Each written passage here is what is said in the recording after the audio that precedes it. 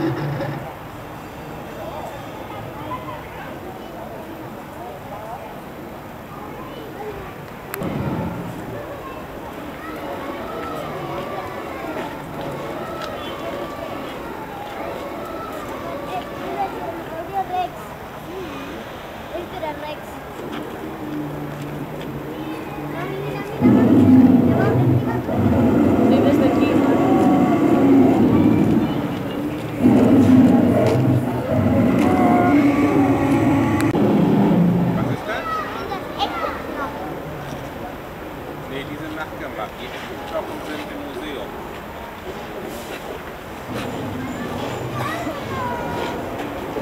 Guck mal, diese Mainzen.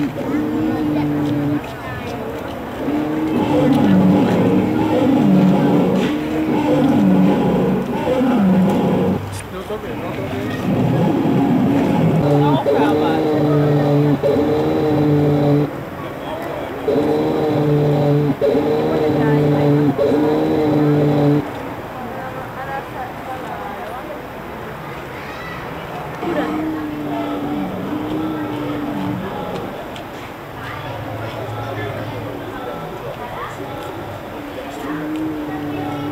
Pesava 15 quilos. Hola puta! Vine.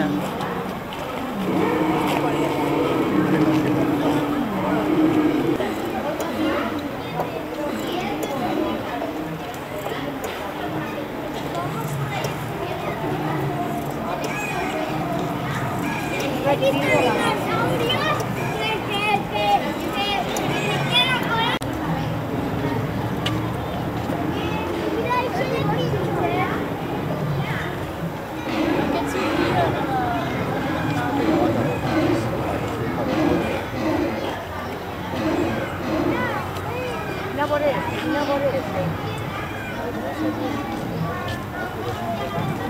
Mira, es especial, Romana ya dice. Y tiene un hueso en la cola. Y hay que tiene un hueso en la cola.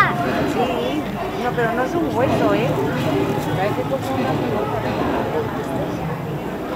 La cola la usaba como poderosa.